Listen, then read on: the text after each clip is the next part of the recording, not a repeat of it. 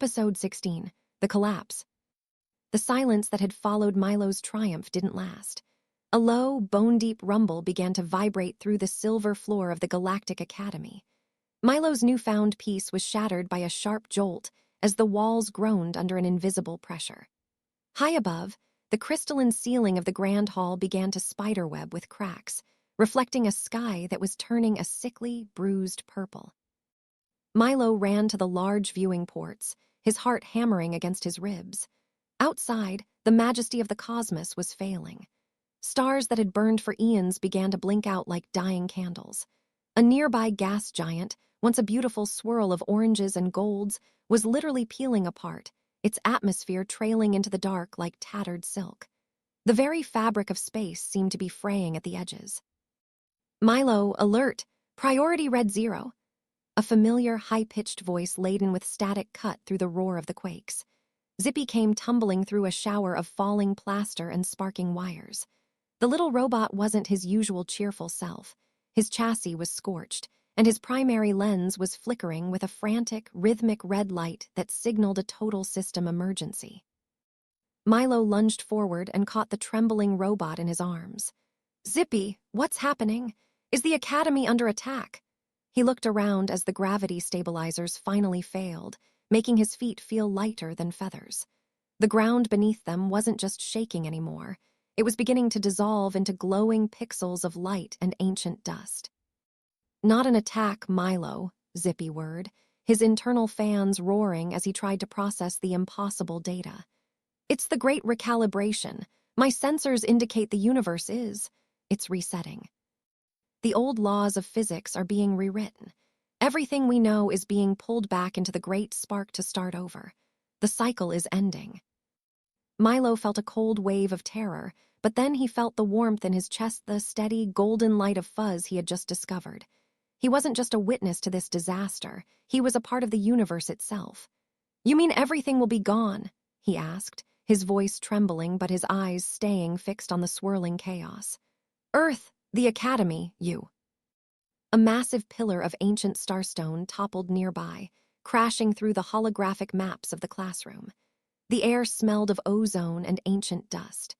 Milo realized that the sanctuary he had finally learned to call home was falling into the abyss. There was nowhere to run when the universe itself was the thing that was breaking, and the exit doors were vanishing into thin air. Zippy's thrusters sputtered and died, and his metallic body began to hum with a strange frequency. "The logic gates are closing, Milo. I am losing connection to the mainframe. The reset is accelerating." The robot's metal frame began to glow with the same pearlescent mist Milo had seen during his transformation, as if Zippy were being pulled apart by the same force.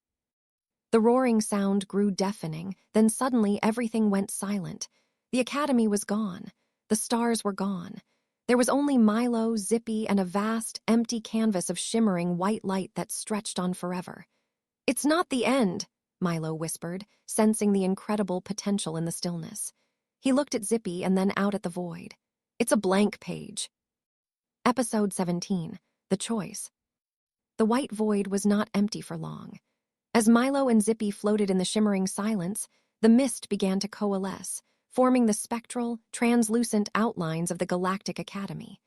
It was a ghost of the school they had lost, silent and shimmering with a pale blue light. Milo let go of Zippy's hand, his boots touching a floor that felt like solid clouds. Suddenly, the silence was broken by a sound that wasn't a sound at all, but a very vibration that hummed in Milo's bones. From the center of the hall, a swirling constellation of stars gathered, forming the shape of a towering, faceless entity. This was Eon, the voice of the spark. Its presence was cold and vast, like the space between galaxies, yet its voice echoed with a strange, ancient kindness. Suddenly, the silence was broken by a sound that wasn't a sound at all, but a very vibration that hummed in Milo's bones. From the center of the hall, a swirling constellation of stars gathered, forming the shape of a towering, faceless entity.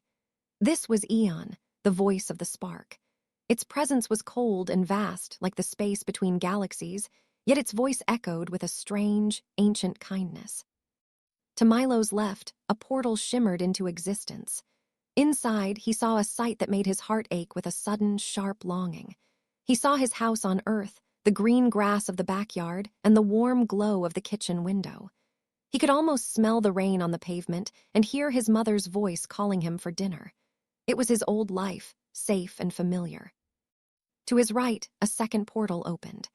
It showed the new universe being born from the Calamity wild, beautiful frontier of violet suns and singing planets. He saw creatures he hadn't yet met and wonders he couldn't yet name.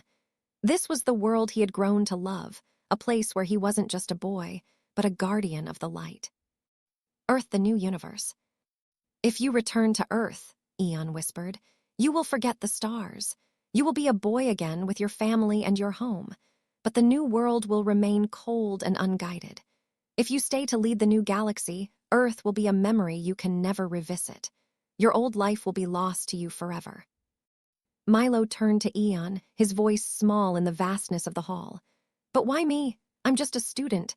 I only just learned how to use the fuzz. The entity leaned closer, its starlit form casting long shadows across the spectral floor. Because you are the bridge, Milo, you are the only one who knows the warmth of a home and the courage of the stars. Milo looked at Zippy. The little robot was uncharacteristically quiet, his red emergency lights having faded back to a soft, sad blue. Zippy, Milo asked softly, what happens to you if I go back? Zippy's gears whirred with a lonely click. I am a part of the Academy, Milo. If the Academy stays a ghost, so do I, but your happiness is my primary directive. With a heavy heart and a clear mind, Milo reached out and took Zippy's hand. He turned away from the portal to Earth, watching as the image of his home faded into the mist. He looked toward the new horizon, toward the violet suns and the unknown. We have work to do, Zippy, Milo said. Together, they stepped forward into the new dawn. Episode 18, The New Way. The two portals pulsed with a rhythmic, hypnotic light. On the left, the soft, amber glow of Earth promised safety and the smell of home-cooked meals.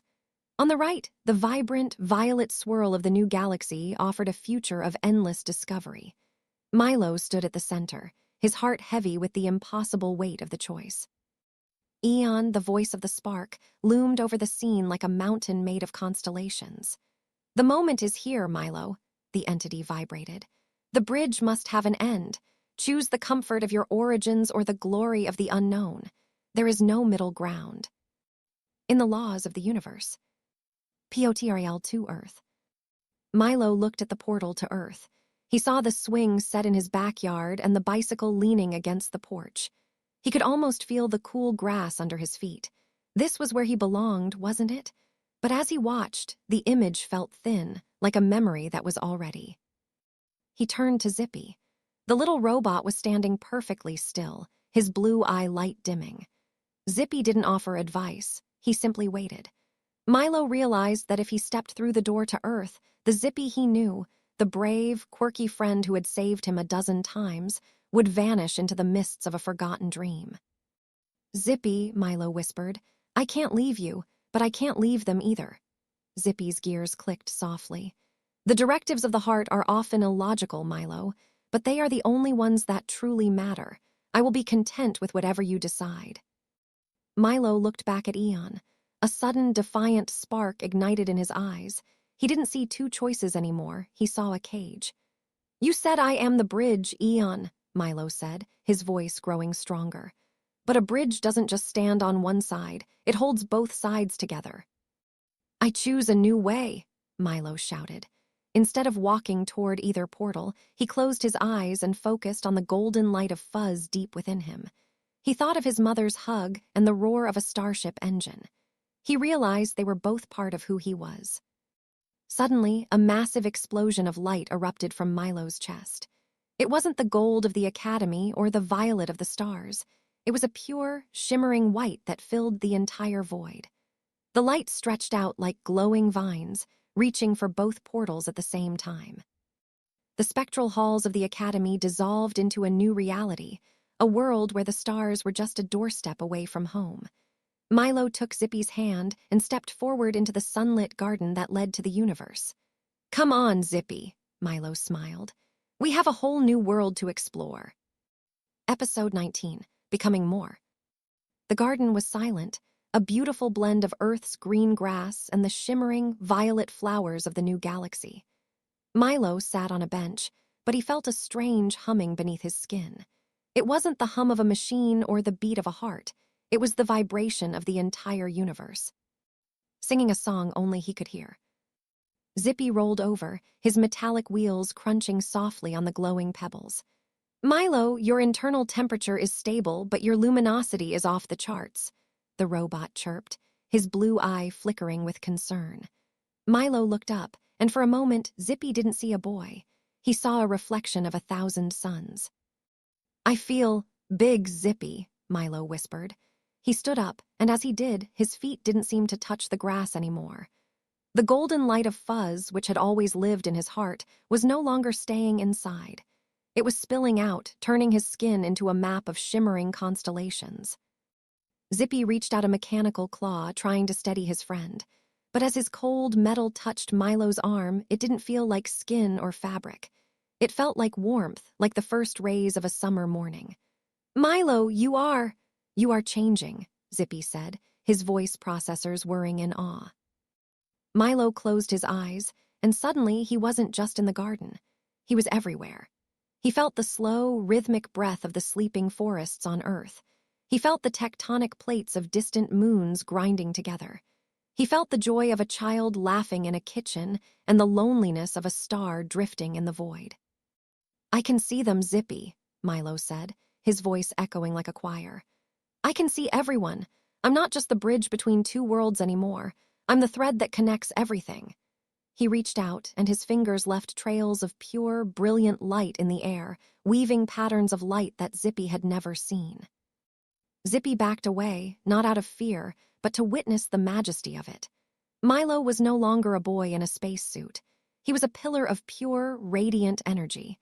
The robot's sensors struggled to process the data. Milo was becoming something that didn't fit into any of Zippy's files. He was becoming something more. High above, the constellation body of Eon appeared in the sky, looking down with a silent, celestial nod. The great entity of.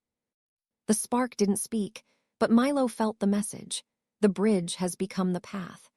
Milo realized that his journey hadn't been about reaching a destination, but about expanding his heart until it was as wide as the cosmos.